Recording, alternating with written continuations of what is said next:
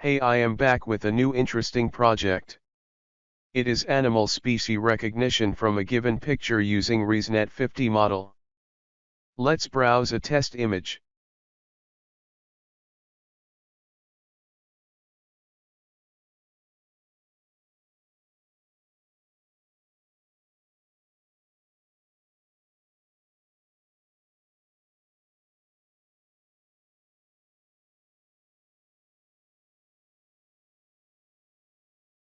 You can see it predicted the species and gave me accuracy of predicted result.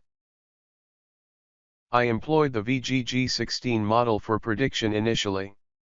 Now, let's elevate our approach by employing the more robust RESNET-50 model. Interestingly, the outcomes remain consistent predictions. Additionally, we can experiment with another image.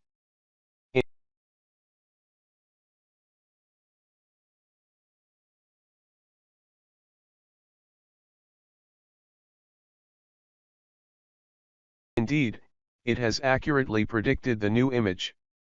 Next, we shall assess the outcomes. Furthermore, there's an option to obtain the results in CSV format.